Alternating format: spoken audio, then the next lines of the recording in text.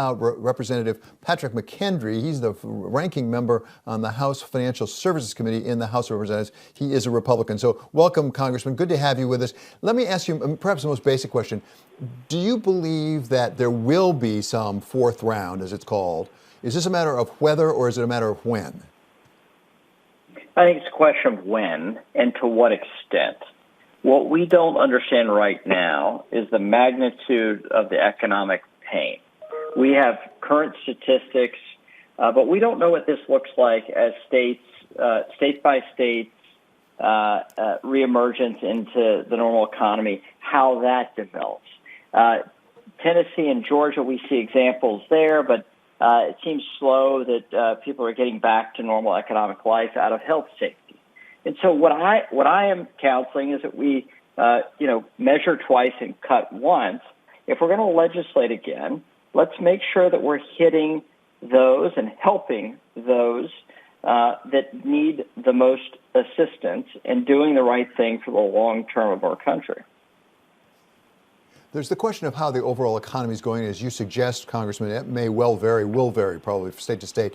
But isn't there a pretty broad agreement that the states themselves, the state and local governments are really getting hit? We have both Republican and Democratic governors coming forward saying we're really getting hit both on increased costs and on reduced revenues. Should we be doing something about that in the meantime?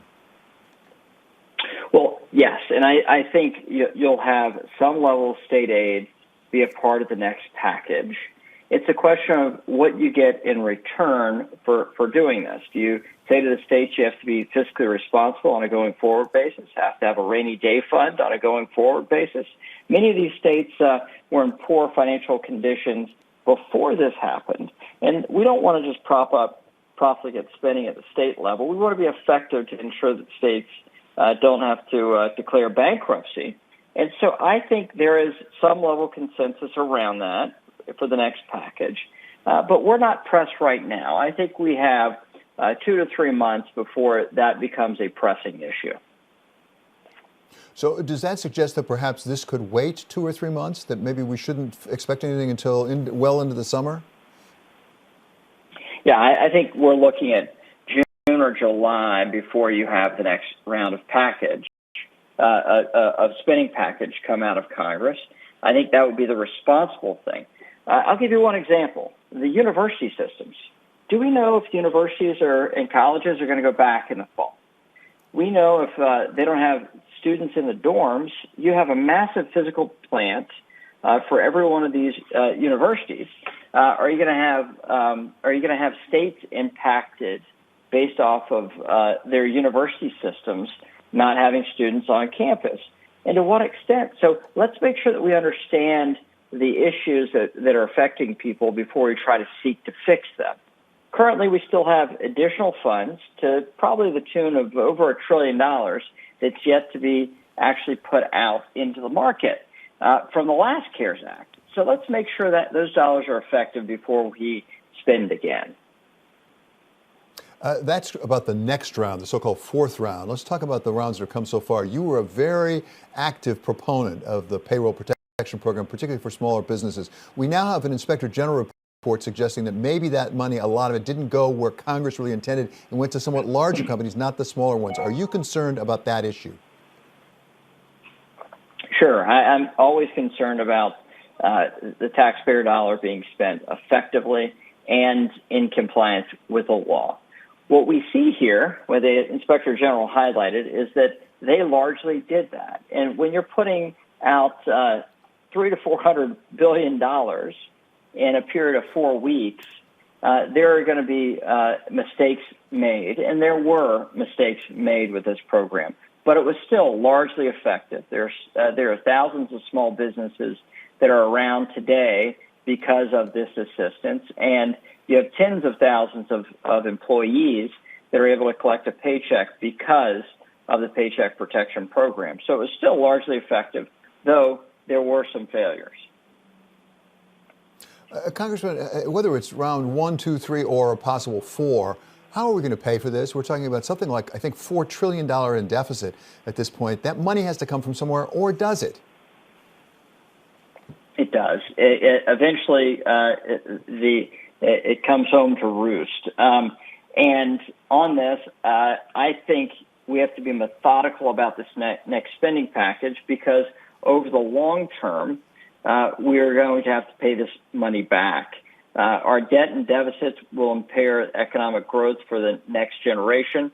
So we want to make sure that we are appropriate in response to this crisis and not overspend, but effectively spend, and make sure that we don't needlessly put people through additional pain.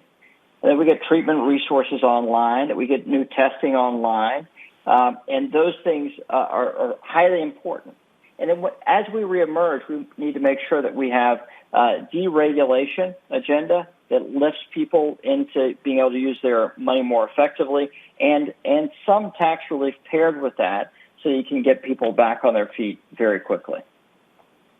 Well, that's my question about tax relief, actually, because we're hearing out of the White House that what they'd like in a new package would include payroll tax suspension or forgiveness, and maybe even capital gains relief. Does that make sense if we're worried about the deficit, that we're going to be cutting taxes at the same time? Don't we have to pay for this through increased taxes at some point?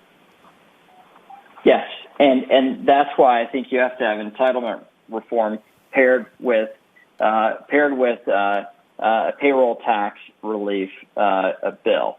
And I think we can marry those two things up so that we pare down our entitlement spending over the next 20, 30 years, and to pay for and the trade-off there was that you would get some tax relief in the short term for those that are most affected by the shutdown of our economy. I think that's quite a good pairing. You actually have long-term cuts in order to pay for a short-term program. Can you have something that's been talked about forever and nothing that's been done about, that is to say entitlement reform, at a time when some of the least fortunate among us are being hit the hardest by this pandemic? This is not the time necessarily to hit the social net, right? That's exactly right. I think you've hit it. We have a series of very complex decisions we have to make. The initial decision to shut down was a much clearer decision than what we're faced with coming out of this. What's the proper response with tax relief? What's the proper response for spending? How does that pair with our debt and deficit predictions? How does that match up with public safety and public health?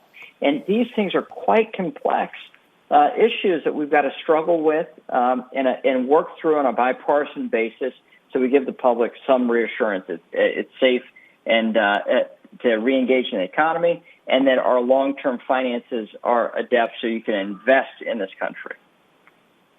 Does a payroll tax cut make sense when it only goes to people who have jobs, and the people who need to be taken care of are the ones who don't have jobs? Well, yeah. It's tough to say that to the person who wants to get a job. And so what I see with the unemployment rate skyrocketing, most of these folks were employed before. They want to work. They want to provide value. It is a meaningful part of their life. And so what I would say is that payroll tax relief is about getting people back into the economy and off of unemployment insurance and back into reengaging to grow this economy back out. And I think that would be a nice incentive for people to be able to get back into working and off the more generous unemployment benefits that were part of the last CARES package. Okay, Congressman, really appreciate your time today. You were very generous with us. That's Congressman Patrick McHenry, Republican of North Carolina.